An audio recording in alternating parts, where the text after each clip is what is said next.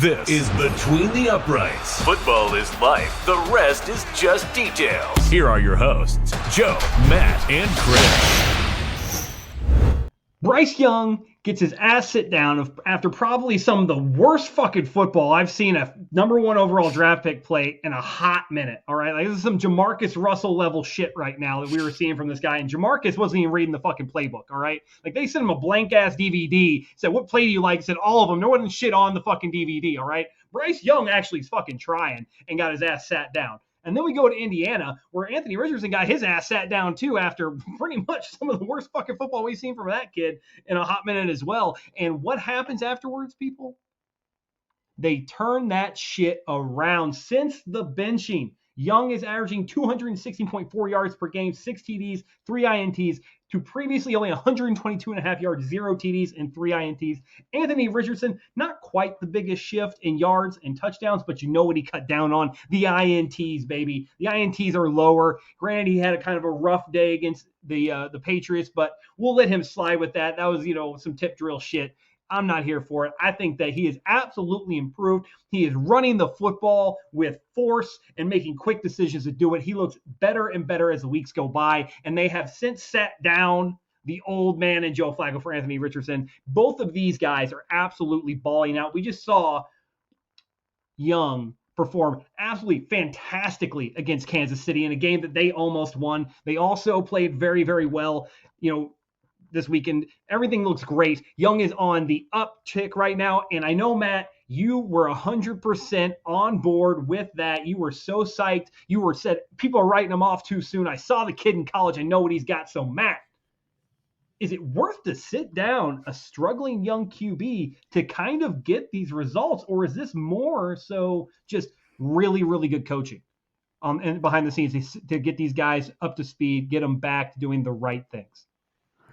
I think it's probably a mix. I mean, I think on a previous episode, we talked about this a little bit as far as, the Anthony Richardson situation. And I thought they should have rolled with him. I thought they should have just left him out there and said, because Anthony Richardson's kind of a special case just because he hasn't played a lot of football. Like we talked about this on a previous episode, like just because like he hadn't played a lot of college, he hadn't played a lot since high school.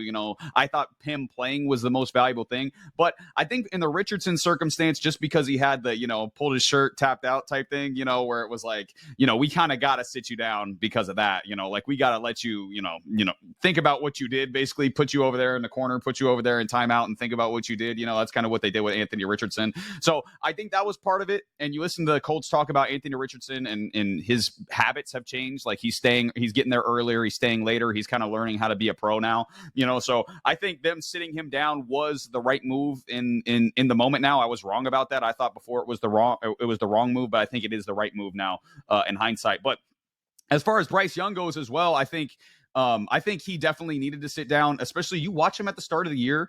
And again, you can look at the stats, and I've got stats here just like you have, Joe. Like you can look at the stats and see the change since he was benched and since before he was benched and then after he was benched, you can see the difference. But just watching the game, Bryce Young looks like he's having fun playing football again. Like you watched him out there on Sunday against the Bucs, where he played a phenomenal game against the Bucs. He made some big time throws, especially down the stretch. And again, it's not like he's got an all-star cast he's working with. He's working with a rookie Xavier Legette, who's got some talent, Adam Thielen, who's probably a couple years past his prime, and Chuba Hubbard. That's what he's got to work with, and he was balling out on Sunday. And you watch him play, he makes some big time throws. And this is what I saw from Bryce Young in college: is he's little.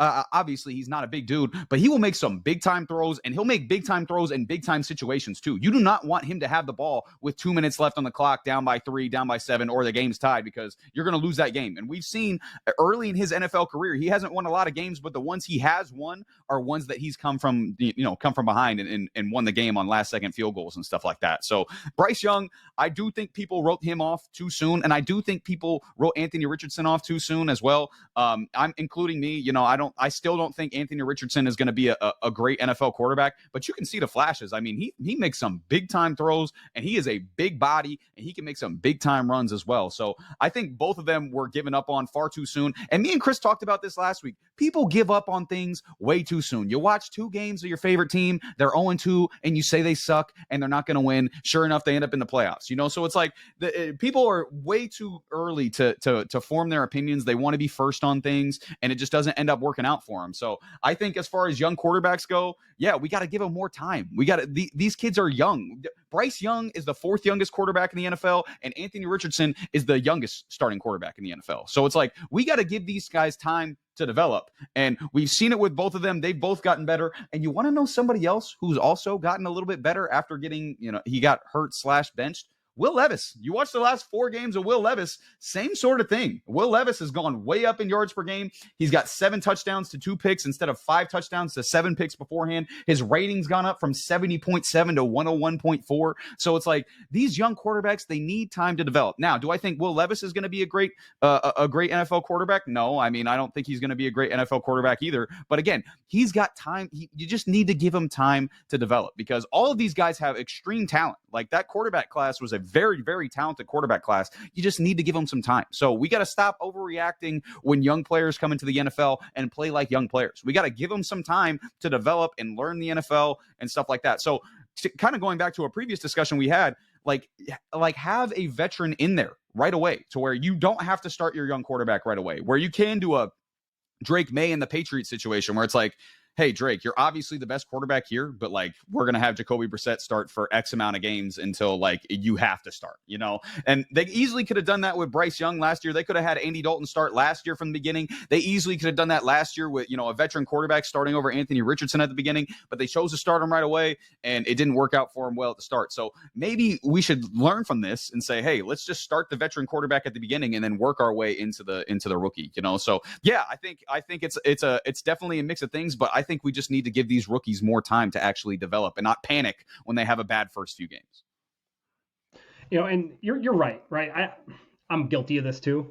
I'm guilty of looking at these guys and doing that. I do it all the time. In fact, I can see the problem what people are going to have with your statement of, hey, start the older guy first, let the young guy develop is. And I have said it multiple times. You guys have heard me say this multiple times. I've said it just about any platform, every place I can put a soapbox. I've said this. You do not draft a player in the top 10, in my opinion, to sit them on the bench.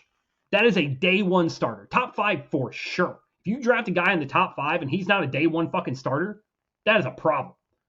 That is a miss in my book, because you're not getting the games out of the guy, right? This ain't college. He doesn't get a red shirt year and get 4 more years and shit like that. That's not how this fucking works, okay? Like these guys need to play. These are day 1 impact players on your team to draft in the top 5. If you're not getting a day 1 impact player in the top 5, what the fuck are we doing here, right? That's my opinion. Now, do I think that it has worked in Drake May's situation, starting Jacoby Brissett? Absolutely. Did I think Jacoby Brissett should start this, or that Drake May should start this year at all? No, because that offense is absolutely ass. Even though he has made it better and elevated the people around him, the offensive line scares me to death. I have nightmares thinking of just dreaming of that man getting broken in half because the offensive line can't stop a nosebleed, let alone, the wind. I don't know. Okay. They can't protect anything. Okay. That being said, you're absolutely right. Giving these guys time, giving them time to develop, 110% with you. Absolutely. That has to happen. And this is a use case for it. You say Will Levis improved. Bryce Young significantly improved. Anthony Richardson became a pro. What do all these guys have in common? Super young, needed time to mature. Yes. Especially in Anthony Richardson's case. But Chris, I'm going to go to you on this one, because you already told me we're not going to agree with you on this one. You pre-warned us that we were not going to like you after this segment. And so I'm going to go to you. Is it worth benching a young quarterback after seeing the turnaround that Bryce Young, that Anthony Richardson, that Will Levis has had? Y'all aren't gonna like me, quite honestly. And fans who agree with the the middle of the pack benching and then putting them back on are probably not gonna enjoy this portion either.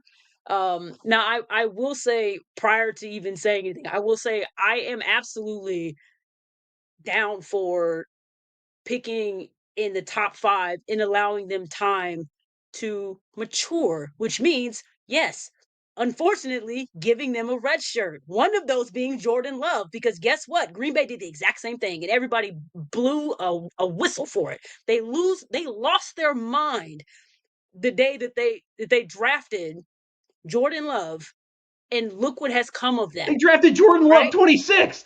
I knew that's what you were looking up, Joe. Well, I knew that's what you were looking up. Like, hold the fuck on. Nonetheless, though. Second round draft pick, goddammit. He's still a first rounder, nonetheless. But nonetheless, I'm a firm believer in it. I think it's something that teams should be looking at getting back into, because a lot of these players, if you think about it, they're coming in maybe after their second year in college, sometimes their third year. So a lot of them aren't getting as much time and development in college as they were maybe 5-10 years ago. It's not the same thing. So yes, it may suck in the first year or so if you have to go and get a veteran quarterback to come out there and handle things until you are comfortable knowing that your guy is set, he's steady, he knows what he knows what your plays are, and he knows how to go out there and conduct himself properly. That's my personal opinion. I do feel like we should go back to maybe 20 years ago and allow that to happen. Now, back to this moment. I am not fully on this bandwagon of having your number one quarterback, rookie, second year, being benched, and then thinking it's a great idea to bring him back. What I feel like right now, what has happened with the Bryce Young and Anthony Richardson, is virtually one big thing, and I think it is really just a testament to how they reacted as a player and as a man when they got benched.